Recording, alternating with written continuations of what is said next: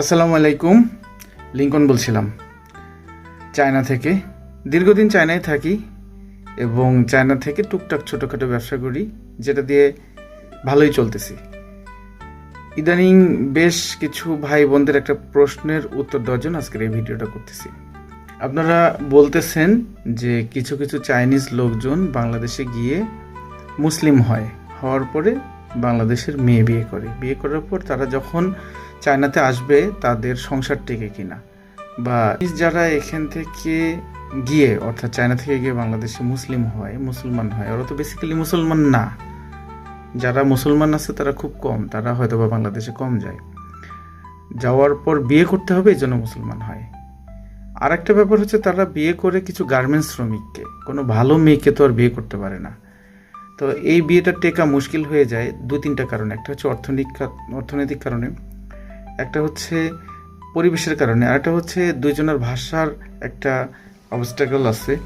ভাষার কারণে তাদের মধ্যে ভাবের আদান প্রদানটা ঠিক মতো হয় না, কিছুই কেউ কারোটা বুঝতে পারে না। এবং চাইনিজ ভাষাটা যেহেতু পৃথিবীর কঠিনতম ভাষাগুলোর মধ্যে একটা শিক্ষিত মেয়ে ছাড়া এই ভাষাটা রপ্ত করা খুব মুশকিল। এবং যদি রপ্ত না করতে পারে, হাজব্যান্ড ওয়াইফের কমিউনিকেশনটা ব্যবসা না যে আপনি ইশারা দিয়ে চালাবেন।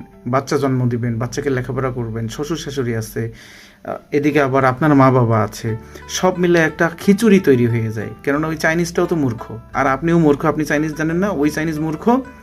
উনি এক অক্ষর ইংরেজি তো দূরের কথা, বাংলা তো দূরের কথা, এক অক্ষর ইংরেজি জানে না।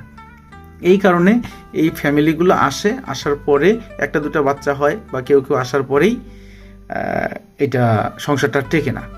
আবার অনেকে বলে থাকেন যে তাদেরকে নিয়ে বিক্রি করে দেয়। এই কথাটা পুরোপুরি সত্য না, আংশিক সত্য। বিক্রি তাদেরকেই করে যারা বাংলাদেশের এই খারাপ মেয়েগুলা যারা বিক্রি হওয়ার জন্য আসে। ভালো মেয়ে তো আর এখানে আসবে না, তাই না? আপনি ওই বাংলাদেশে আপনার যেরকম পজিশন ছিল, আপনি যদি এখানে চাইনিজের সাথে ওই রকম আচরণ করেন, ওই আচরণ দেখলে তখন এই হাজব্যান্ডটা মনে করে যে এই মেয়ে তো আমার জন্য উপযুক্ত না। তখন ব্যাপারটা এরকম হয়ে যায় যে সেই মেয়ে আর একটা লোকের সাথে ওঠা বসা করতে গিয়ে হাজব্যান্ডের কাছে ধরা খেয়ে যায়। ধরা খাওয়ার পরে যখন কেস কামারি হয়ে যায়, তখন বলে যে আমারে বিক্রি করে দিচ্ছে। তখন চাইনিজকে ফাঁসানোর চেষ্টা করে আরেক চাইনিজের সাথে মিলে। আসলে বিক্রি করা ব্যাপারটা ভুল, এটা সঠিক তথ্য দেয়নি আপনাদেরকে যারা দিছে। তো এই ছিল এই ভিডিওর টপিকস। মোটামুটি আমি তথ্যটা অল্প সময়ের মধ্যে দেওয়ার চেষ্টা করলাম, আপনারা কমেন্টস করবেন।